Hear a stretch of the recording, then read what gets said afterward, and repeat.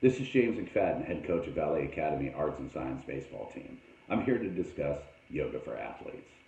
In 2018, midway through our season, I started to get complaints from our players that they had weakness and soreness in their arms and their legs. This was concerning to me because I didn't hear this the previous year when we went on to win the championship. So I was wondering, why now are we having these kind of complaints? In 2018, after our season, I had decided to do some research of what I can bring as a head coach into the program to alleviate these kind of complaints and to have these athletes solid for the upcoming year. During my research, I had found out that professional athletes were utilizing yoga, not just for the physicality of it, but mentally. So after probably about 3 to 4 months of research, I decided to contact my good friend Chaz, who's a yoga instructor. After our conversation, we decided that we would try it with our program in September of 2018. Approximately after 2 sessions of yoga, my players started making comments such as, "Hey coach, I feel like I can throw 90 miles per hour. Hey coach, I feel like I can run for days. Hey coach, it feels like I can hit a home run 400 feet. Well, these obviously were some pretty good comments to get. As our fall-winter season went on, I noticed I wasn't getting any complaints about any soreness.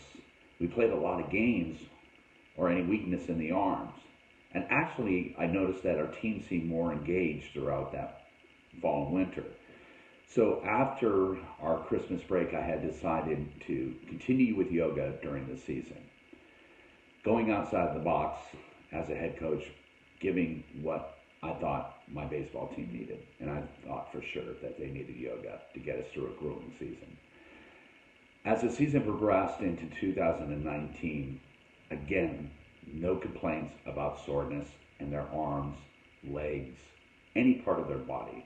It was quite the opposite. They were saying, "Hey coach, I feel good. This yoga stuff's great." They would even come up to me, "Hey, do we have yoga today?" And this was obviously a positive sign. They had a connection with Chaz and her staff of Hope and Kel, and it was working. So as we got into the playoffs of this year, I had noticed a big difference. The kids were engaged mentally, and they felt great physically. As we went by every game, in the pregame warm-ups, the kids were utilizing what they were taught by Chaz in regards to yoga. They were doing yoga pregame stretches, stretching out their arms and their hips.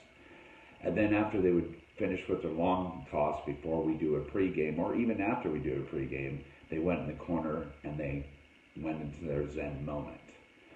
And in their Zen moment, they did whatever they did. As a coach, you usually in a playoff game just leave your players alone and let them do what they need to, so they're engaged for the ball game.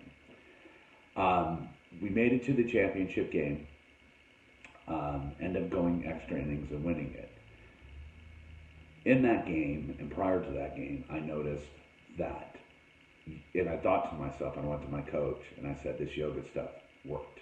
Because they were absolutely physically there, mentally there, each at bat, each pitch, and engaged. I saw them on the mound doing their breathing that Chaz had taught them. I saw them at the plate when they had runners on, or even if they didn't, doing their breathing exercises. I think that was a big part of us getting through that grueling championship game to victory. And I really have to thank Chaz and her staff for getting us there.